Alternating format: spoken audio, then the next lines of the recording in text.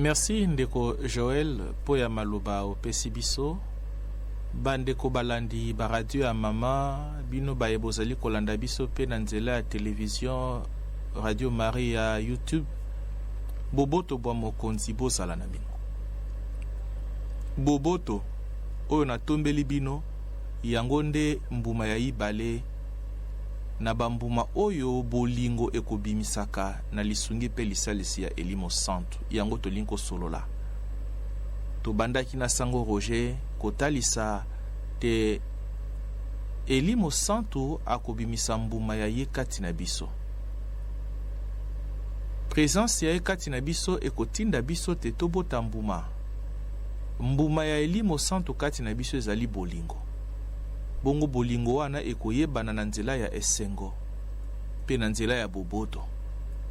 Lobi batalisaki biso lolenge kani esengo ezali mbuma ya bolingo. Ezali lolenge ya kolakisa bolingo, lolenge ya kozala moto ya bolingo. Pe lelo tokomona te bolingo ekotinda te moto aluka boboto to pe boboto boko akozala. Soki bato balingani boboto bokozala kati na bango. Na bomo ibwa biso boboto ezali likambo ya motuya oyo tosengeli koluka pe oyo moto asengeli koluka mokolo na mokolo. Boboto ezali mbele posa ya moto nyonso. Moto nyonso akolinga te sika azali boboto bozala. Pe sengeli kozala ndenge wana koluka te sika yo zali boboto bozala kati na yo, boboto bozala kati na bino bato. Tokomona te likambo tali boboto moto akopesa boboto bobelese Nzambe. Yango wana Israel na bondeko bwakala azalaki kotala Nzambe lokola Nzambe ya boboto oyo akopesaka bato boboto. Yango komona na nzembo ya David eteni ya tuku ibale na itano molongo mwa libwa David akoyemba na koyoka Nzambe, Nzambe oyo akolobaka pe maloba maye mazali se maloba ya boboto. Nalingi koyoka Nzambe, Nzambi maloba maye maloba se ya boboto.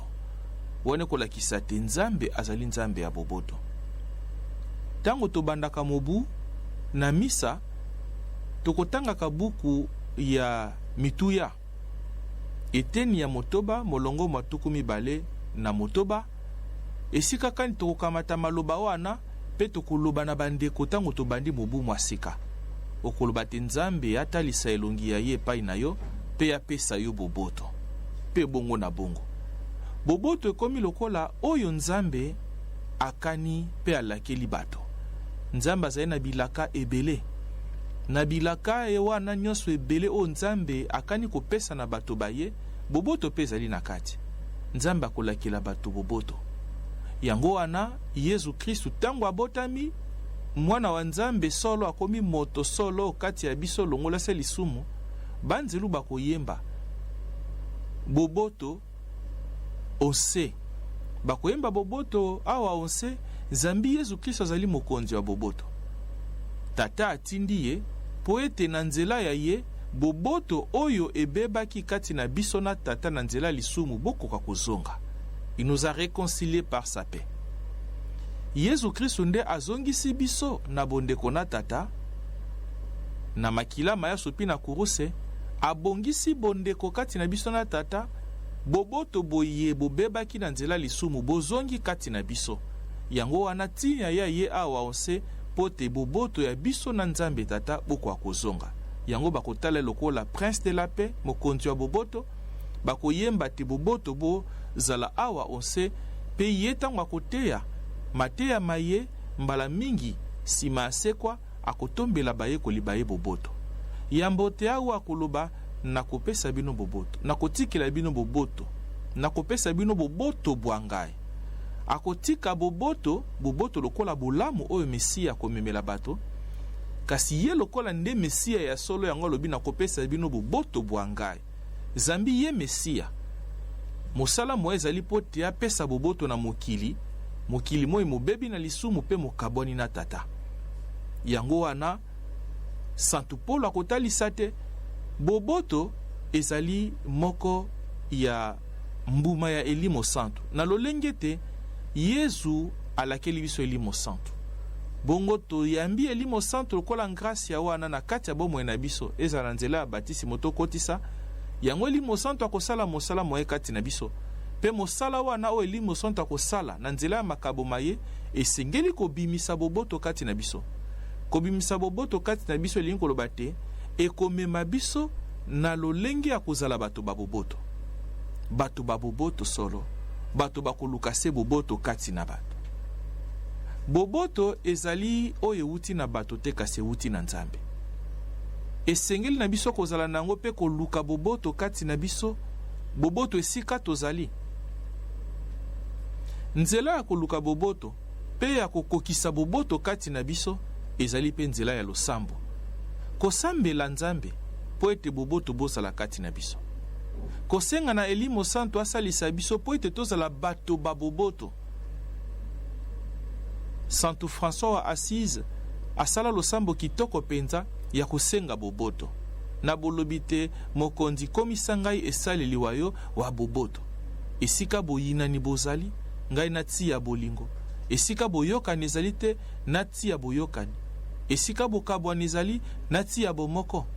Esika lokute ezali nati ya bosolo. Tala losambo na biso ndenge sengeli kozala po ete mbuma wana ya elimo santu ya boboto ekwa kokokisama. Ezali kaka likambo ya koloba te ya maloba kaka te boboto kotombela bato boboto kasi ezali likambo ya kokokisa. Na lolenge kani koluka esika ozali kimia ezala. Koluka na kati ya libota kimia ezala. Ezali na nzela ya bolimbisani, na nzela ya boyokani, mbela na nzela ya bomikitisi, nde mbuma ya elimo santu ya boboto ekomona na kati na biso, na mitema ya biso, na mabota ma biso, na ekolo ya biso. Moto akolinga bobelese moto oyo alingi boboto bozala. Soko zali moto bolingo te, okoluka pe boboto te. Moto akolingaka akosala malamu, pe akosala makasi po ete esika ya azali, bato baso bazala na kimia, bato baso bazala na boboto. Tala maye makobima pe masengeli kobima kati na biso, biso baye elimo santu afandi kati na biso pe asali kosala mosala mwaye. Akobimisa mbuma ya bolingo.